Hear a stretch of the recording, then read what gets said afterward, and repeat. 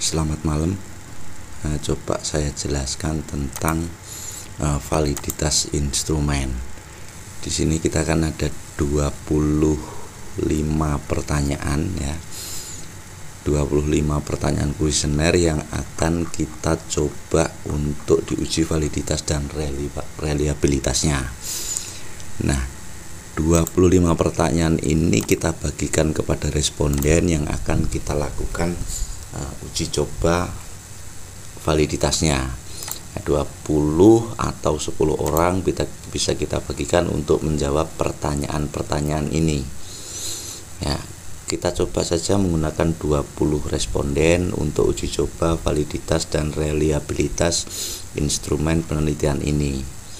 Ya, ini sudah saya buat tabulasi. Jadi hasil jawaban dari ini 20 responden yang kita lakukan uji coba terhadap instrumen berupa kuesioner, jawabannya kita tabulasi seperti ini. Jadi ada 25 soal. Ya, ini responden pertama misalnya atas nama siapa begitu, dia menjawab pertanyaan seperti ini ya. Jawaban soal nomor 1A, jawaban soal nomor 2A, seperti itu dan seterusnya sampai 25 soal. Kemudian responden 2 pun demikian. Nah, ini saya sudah kasih tanda untuk jawaban-jawaban yang salah itu berwarna merah seperti ini. Di sini contohnya untuk soal kedua itu kunci jawabannya adalah yang benar adalah B, tapi dia menjawab A sehingga dia salah. Setelah rekap jawaban seperti ini kita lakukan, kemudian kita lakukan coding atau perubahan kode terhadap jawaban benar dan salahnya. Saya sudah siapkan di sebelah kanan di sini. Jadi ini adalah responden 1 sampai 20, kemudian ini adalah codingnya. Jadi tadi jawaban pertanyaan dari responden 1 untuk soal nomor 2 itu salah karena seharusnya dia B tapi dijawab A, sehingga ini adalah jawaban yang salah. Untuk jawaban benar diberi nilai 1, jawaban salah diberi nilai 0 ya.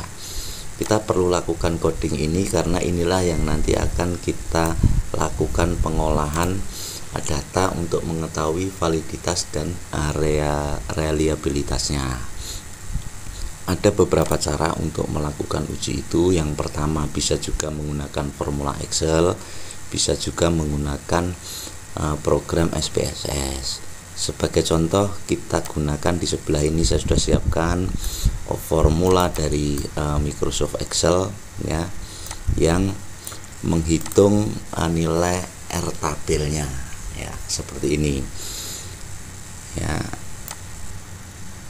Di sini adalah jumlah maksimalnya dari item-item nilai ke samping. Kemudian ini adalah kuadrat dari nilai maksimalnya, nilai jumlah totalnya, kuadrat dari jumlah nilai totalnya. Kemudian di bawah ini adalah jumlah jawaban yang benar ya, atau skor jawaban benar dari tiap item-item nomor soalnya. Kemudian kita hitung R tabelnya, kita hitung R hitungnya. Ini menggunakan rumus Corel product moment ya, seperti ini rumusnya. Tinggal Corel zoom ini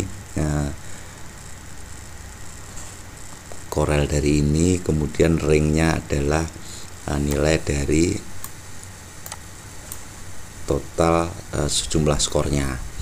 Seperti itu cara menggunakan rumus Corel product moment. Kemudian begitu juga dengan rumus R hitung persennya. Kemudian bandingkan nilai R hitung ini, R hitung Corel dan persen terhadap nilai R tabel. R tabel ini kita bisa dapatkan dari tabel nilai R seperti ini ya. Kita ambil angka dengan tingkat signifikansi 0,05 karena kita adalah uji dua arah dengan jenis penelitian sosial, maka dipakai 0,05 dengan jumlah soal 25, maka yang kita pakai adalah angka ini. R tabelnya adalah 0,3809. Ya, ini 03809. Sebuah pertanyaan atau nomor item pertanyaan dianggap valid jika nilai R Corel dan R persennya lebih besar dari nilai R tabelnya. Jadi karena ini 0,8196 ini lebih besar dari 0,3809 sehingga ini adalah valid. Sementara di sini ini adalah minus 0,1877, tentu saja lebih kecil daripada nilai R tabelnya, sehingga dia dianggap tidak valid. Demikian seterusnya ya. Ini adalah pertanyaan-pertanyaan yang valid dan tidak. Nah, terdapat 20 pertanyaan valid ya. Item-item yang valid adalah soal nomor 1, 2, 3, 4, kemudian soal 7, soal 9, kemudian 11, 12, 13, 14 dan seterusnya. Artinya dari 25 soal tadi hanya terdapat 20 soal valid yang bisa digunakan untuk dilanjutkan sebagai kuesioner penelitian. Itu adalah cara untuk menghitung atau menilai validitas instrumen menggunakan rumus Excel, Corel dan Pearson product moment. Kemudian untuk reliabilitasnya bisa digunakan rumus formula Cronbach alpha ya. Ini sudah terhitung. Di sini nilai Cronbach alfanya adalah 0,902. Nah, karena nilainya lebih besar dari 0,6, maka ini dianggap terdapat reliabilitas yang signifikan ya. Ini kalau kita lihat di tabel Cronbach alpha berdasarkan buku Suharsini Arikunto, sebuah instrumen dianggap reliable apabila memiliki nilai signifikansi interpretasi di atas 0,60, itu kuat atau sangat kuat. Hasil kita tadi adalah 0,902 sehingga dia berada di ring sangat kuat, maka dikatakan instrumen tadi dikatakan sangat reliable atau sangat kuat reliabilitasnya. Kemudian cara berikutnya kita lakukan uji, kita coba ya menggunakan SPSS untuk menguji validitas dan reliabilitas. Yang kita gunakan sama, yaitu angka coding dari jawaban benar dan salah ini ya. Pertama kita buka dulu SPSS-nya seperti ini. Yang perlu kita lakukan pertama adalah menentukan variabel view-nya. Variabel ini kita ambil, kita buat sebuah nama-nama soal seperti ini ya. Soal 1 sampai 25 sampai total. Kemudian ini kita copy saja ya, copy. Nah, untuk soal-soal seperti ini caranya sebetulnya membuatnya mudah nih. Tinggal kita ketikkan yang pertama soal 1 ya. Kita kecil saja soal 1 misalnya, kemudian kita klik dan kita tarik ke bawah sampai dia soal 25. Kemudian di bawahnya kita kasih total ya. Ini yang kita kopikan ke dalam SPSS-nya, variable view SPSS. Kita tinggal copy, kemudian masuk ke SPSS, tempelkan di variable view ini di sini. Klik kanan, paste. Ya, yang perlu kita rubah adalah ini ya, nilai desimalnya. Karena angka kita hanya terdiri 1 dan 0 angka bulat tanpa desimal, maka ini desimalnya kita nolkan. Caranya bisa kita copy saja dari sini ya. Ini 0, ini desimalnya 0. Kita copy, kemudian kita masukkan ke dalam sini, klik kanan, paste. Ya. Setelah demikian kemudian kita masukkan nilai coding angka 1 untuk jawaban benar dan 0 untuk salah tadi ke dalam data view. Ya, data view ini kita copy ya, kita ambil nilai yang ini. Nah, nilai jawaban benar salah sampai nilai totalnya ya. Ini kan nilai totalnya yang biru. Kita copy ya, masukkan ke SPSS-nya. Kita klik di data view, kemudian klik kanan di sini, paste. Ya, maka data kita sudah dimasukkan mulai dari coding soal 1 sampai soal 25 termasuk jumlah totalnya. Selanjutnya kita tinggal melakukan analisa bivariat untuk mengetahui validitas instrumennya. Kita coba lakukan dengan klik analisa, kemudian pilih yang correlate ya, kemudian bivariat. Kemudian di sini akan ada variabel soal-soal 1 sampai totalnya.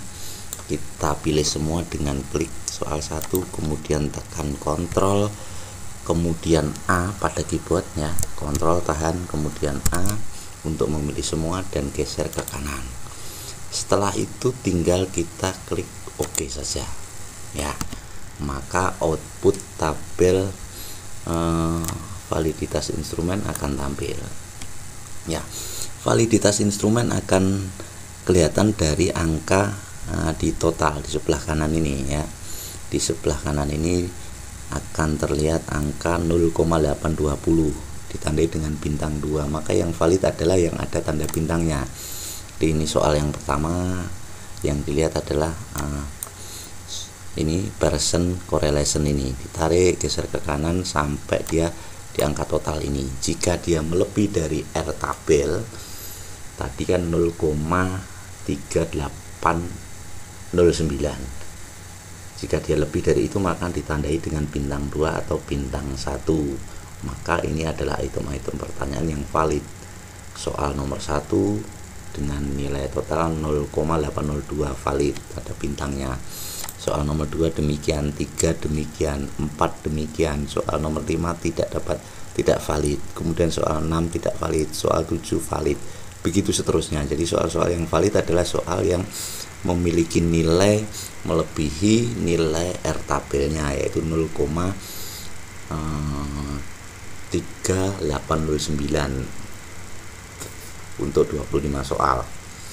Begitu selanjutnya, maka kita catat mana soal-soal valid ya, mana soal-soal yang tidak, untuk kita melakukan uji selanjutnya, yaitu berupa uji reliabilitas. Cara melakukan uji reliabilitas adalah kita masuk kembali ke SPSS-nya ya. Ini kemudian kita lakukan klik analyze, kemudian klik skill, pilih ke reliability analysis ya. Kita masukkan semua ke kanan kecuali soal-soal yang tidak valid. Tadi kita dapatkan soal yang tidak valid adalah soal nomor 5, 6, 8, 5, 6, 8, 15 dan 20 ya. Maka kita masukkan dengan klik, kemudian kontrol A, kemudian kita geser ke kanan ya. Terus kita kembalikan soal yang tidak valid, klik soal 5, kembalikan ke kiri, soal 6 kembalikan ke kiri, soal 8 kembalikan ke kiri, soal berapa lagi tadi yang tidak valid, lihat dulu, 8, kemudian soal 10, kemudian soal 15 ya. Kita geser kembali, soal 10 geser ke kiri, soal 15 kita geser ke kiri, 1, 2, 3, 4, 5, ini 5 soal yang tidak valid.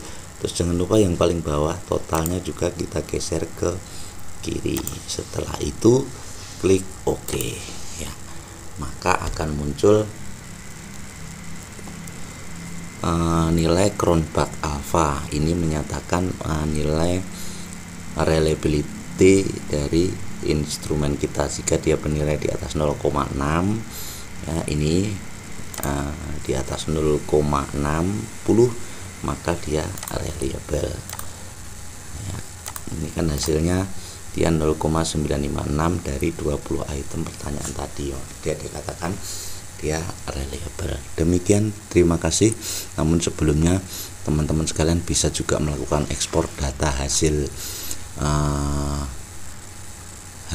dari uji statistik menggunakan SPSS ini ke dalam sebuah format Microsoft Word. Caranya adalah dari sini, kemudian klik file, kemudian ekspor ya, tentukan namanya. Ini saya taruh di zaman di sini, kemudian kita kasih nama yang paling belakang ini kita ganti dengan validitas reliabilitas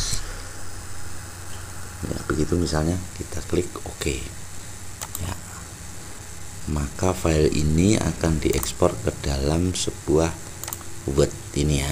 Validitas kita coba lihat,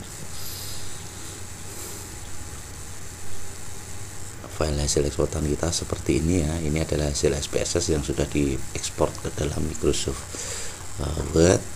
Nah, hasil pembacaan dapat kita lihat di bawah ya, geser ke bawah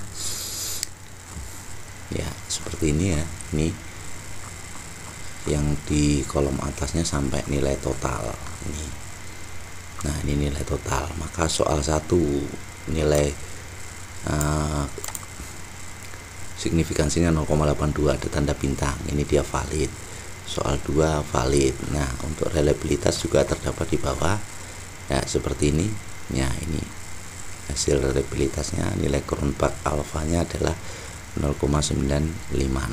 Nah, ini adalah hasil pengolahan data menggunakan SPSS untuk uji validitas dan reliabilitas instrumen penelitian. Terima kasih.